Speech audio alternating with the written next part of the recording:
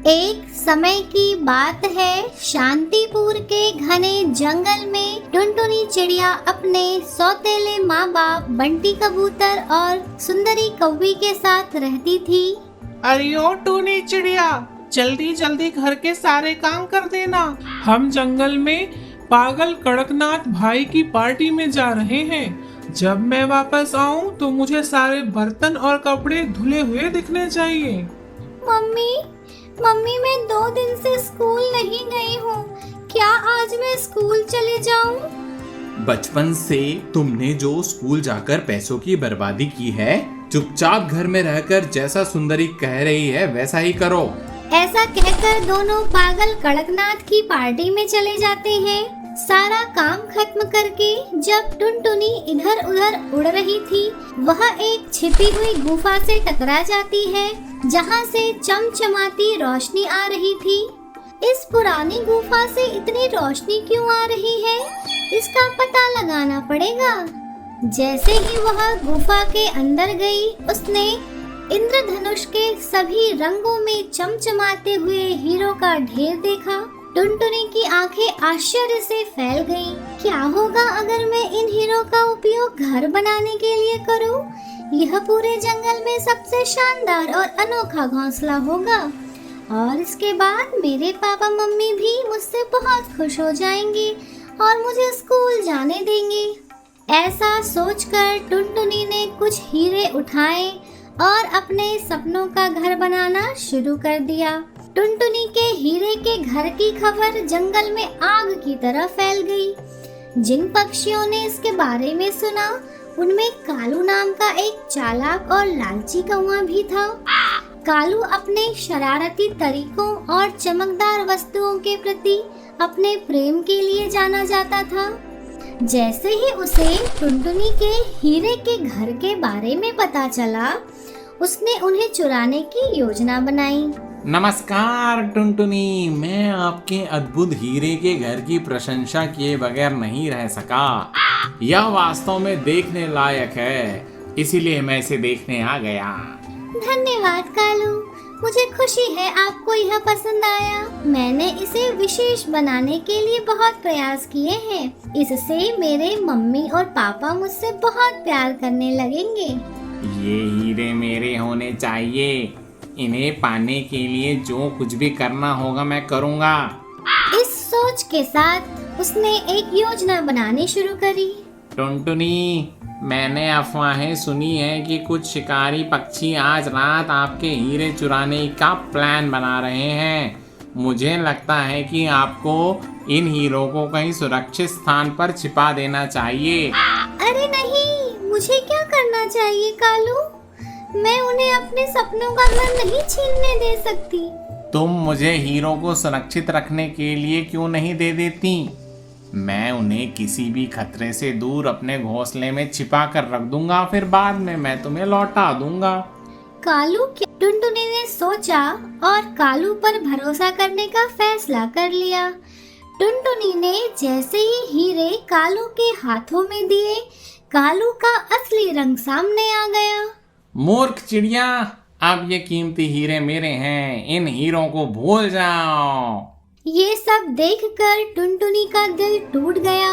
उसे तो विश्वास ही नहीं हो रहा था कि जिसे वह अपना दोस्त समझती थी, वह उसे इस प्रकार धोखा देगा।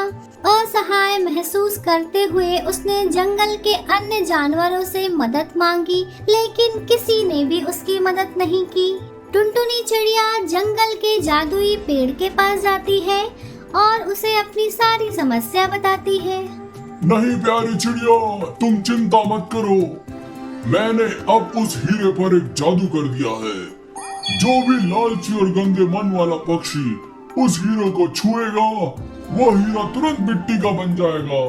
उधर कालू कौवे के पास चुराया हुआ हीरा तुरंत ही मिट्टी बन जाता है। अरे यह क्या हो गया? लगता है मैंने असली हीरे की जगह इस मिट्टी के हीरे को चुरा लिया है गलती से। कालू कौवा उस मिट्टी के हीरे को वापस टुनटुनी चिड़िया को लौटा देता है। अरे ओ लालची कौवे, यदि आज के बाद तुमने किसी का सामान चुराया तो मैं तुम्हें मेंढक बना दूंगा। कालू कौवा डर जाता है और वह जंगल छोड़कर भाग जाता है। अगले दिन से टुनटुनी चिड़िया के साथ उसके सौतेले माँ बाप उसके हीरे के घर में रहने लगते हैं, लेकिन टुनटुनी चिड़िया के साथ बुरे व्यवहार के कारण वह हीरे का घर मिट्टी का घर बन जाता है। ये क्या हुआ? ऐसे हीरे के घर को मिट्टी का घर किसने बना दिया? टुनटुनी चिड़िया और उसका परिवार पेड़ के पास जाता है। सौतेले माँ बाप के सौतेले व्यवहार के कारण से अब वह मिट्टी का घर कभी भी हीरे का घर नहीं बन पाएगा। अंत में टुनटुनी चिड़िया से उसके सौतेले माँ बाप माफी मांगते हैं और उसके साथ अच्छा व्यवहार करने लगते हैं और हीरे के घर में खुशी खुशी रहने लगते हैं। यार कालू, अब इस जंगल के पक्षियों को नकली खाना खिला खिला कर हमने बहुत बेवकूफ बना दिया है। इससे पहले कि हमारी पोल खुले, हमें दूसरे जंगल चले जाना चाहिए। हम कल सुबह सुबह ही जंगल को छोड़कर किसी दूसरे जंगल में जाकर वहां अपना ढाबा खोलेंगे और वहां के पक्षियों से खूब मुनाफा कमाएंगे। चांदपुर के घने जंगल में टुनटुनी चिड़िया अपने पति बंटी कबूतर के साथ रहती थी। एक दिन टुनटुनी चिड़िया अपने पति बंटी कबूतर को खाना खिला रही थी। अरे वाह टुनटुनी, आज का खाना तो तुमने बहुत ही स्वादिष्ट बनाया है। इतने में वहाँ बनारसी तोता भी आ जाता है। अरे ओ बनारसी तोता जी, आओ यह खाना खा करके तो देखो। बनारसी तोता उस खाने को चखता है। अरे भैया, खाना तो बहुत ही स्वादिष्ट बनाया है भौजी ने। मेरे विचार से तो आपको अपना ढाबा खोल लेना चाहिए। धन्यवाद तोता महाराज, लेकिन ढाबा खोलने के लिए ढेर सारे पैसों की आवश्यकता होती है। हमारे पास तो इतने पैसे नहीं हैं, हम ढाबा कैसे खोलें? बंटी जी, हमारे घोंसले के पीछे बहुत बड़ा बांस का जंगल है। यदि हम बांस की लकड़ियों से ढाबा बनाएं और अपना व्यापार शुरू करें तो कैसा रहेगा? यह तो बहुत ही अच्छा आइडिया है। लेकिन अगले ही दिन उन्हें अपने घोंसले के पीछे कालू कौवा और बागी बगुले का ढाबा दिखाई देता है। वे वहाँ रुक जाते हैं। यह ढाबा तो पहले इस जंगल में नहीं था।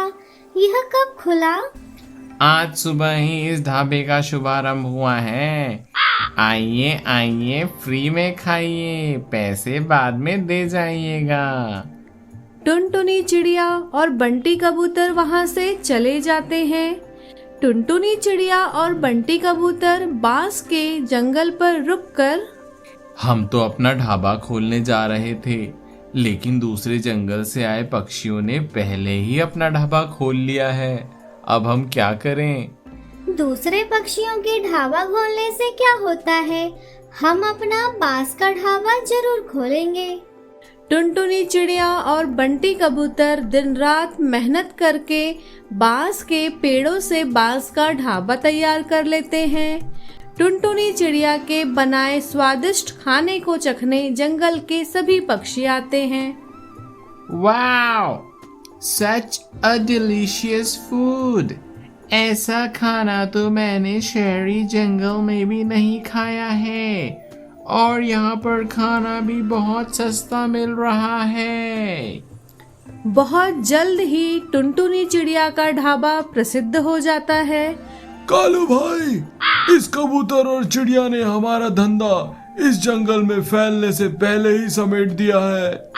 चिंता मत करो, आज रात में ही हम इनका धंधा समेट देंगे।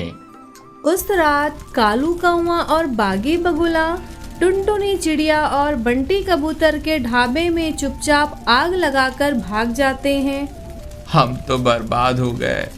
इतनी मुश्किल से हमने ढाबा बनाया था, पता नहीं इसमें आग कैसे लग गई। हमारा सारा सामान भी जल गया है। कोई बात नहीं, हम फिर से ढाबा तैयार कर लेंगे।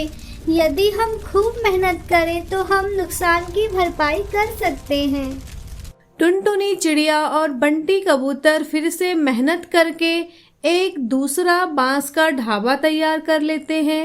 इन पक्षियों ने तो फिर से अपना ढाबा तैयार कर लिया है कालू भाई, अब हम क्या करें?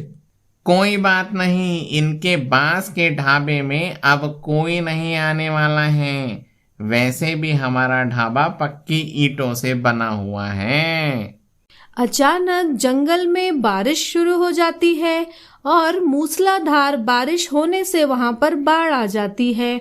बाढ़ में कालू कौवे का ढाबा डूब जाता है, लेकिन दूसरी ओर टुनटुनी चिड़िया का ढाबा बाढ़ में भी पानी में तैरता रहता है। उस तैरते हुए बांस के ढाबे पर सारे पक्षी आकर बारिश के मौसम में भी स्वादिष्ट खाने का स्वाद लेते हैं। इस प्रकार मेहनती टुनटुनी चिड़िया और बंटी कबूतर की अंत में जीत होती है और कालू कौवे और बगुले की हार होती है।